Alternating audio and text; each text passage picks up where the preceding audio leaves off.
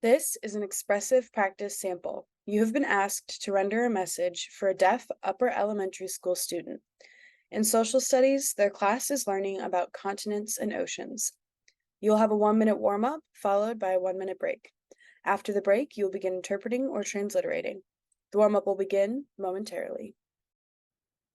Okay, next up, we're going to be learning about all of our continents and oceans.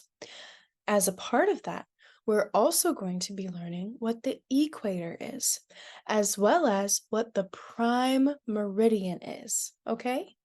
So, we're going to learn all of our continents, all of our oceans, our equator, and our prime meridian. Okay, now on Earth, we have 7 continents and 5 oceans. A continent is a large body of land, and an ocean is a large body of water. Okay, now the imaginary lines we draw between continents and between oceans aren't actually real. We made them up in order to separate them.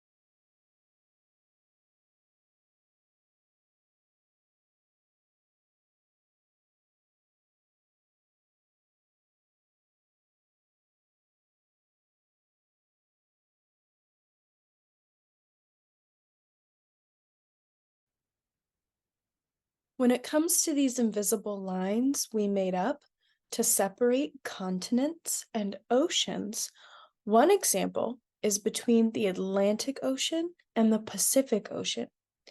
These two oceans touch each other, but if you go where these two oceans touch each other and you look to one side at the Atlantic Ocean and you look at the other side to the Pacific Ocean, you're just going to see the ocean.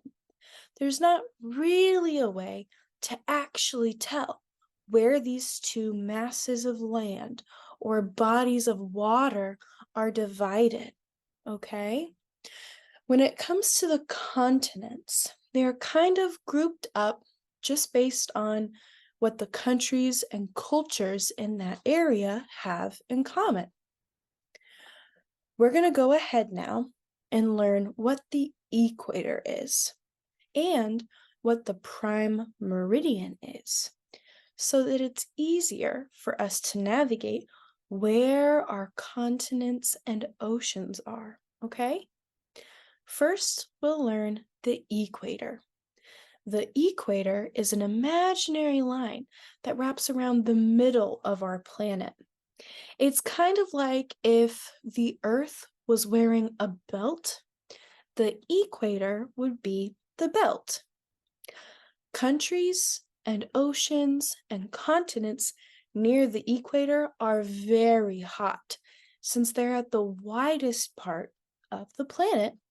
The sunlight, that makes them very hot.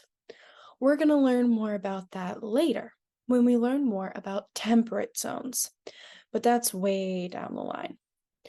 By contrast, the farther away you get from the equator, the colder it gets.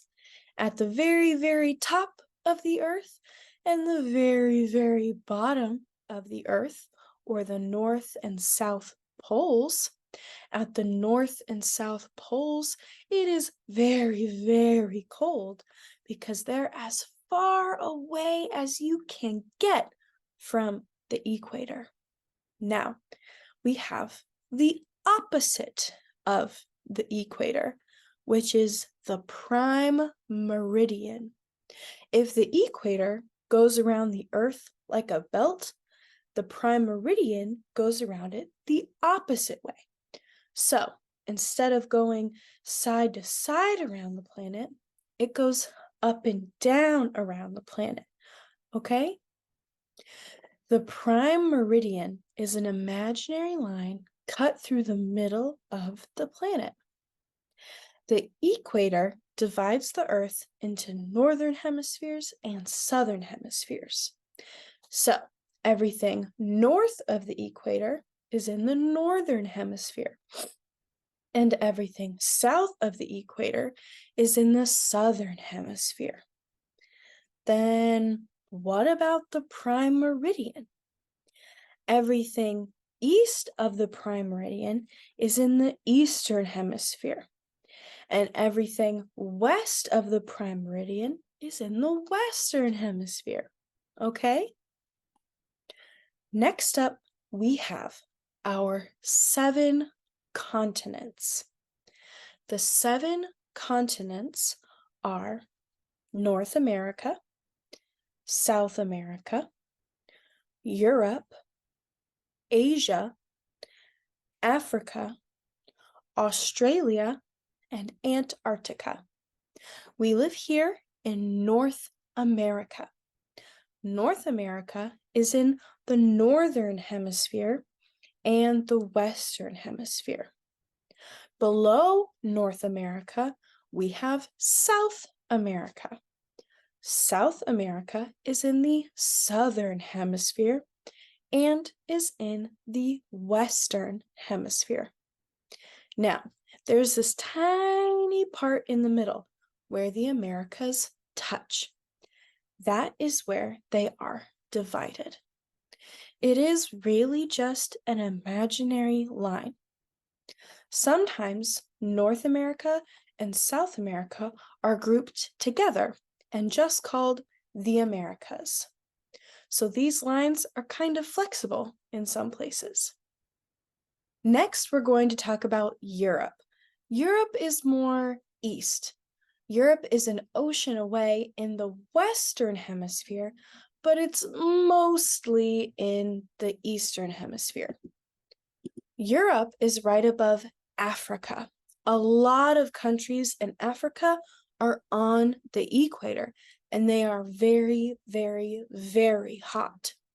And then, going back up north, Europe shares a really long imaginary line border with Asia. Some countries, like Russia, are even partially in Europe and partially in Asia. Sometimes people combine Europe and Asia and call them Eurasia because, like I said, the imaginary line thing. Lastly, we have Australia. Australia is the only continent that is only just one country. Australia is both a continent and a country. Sometimes the little islands around Australia get grouped in with Australia in this area that's sometimes called Oceania.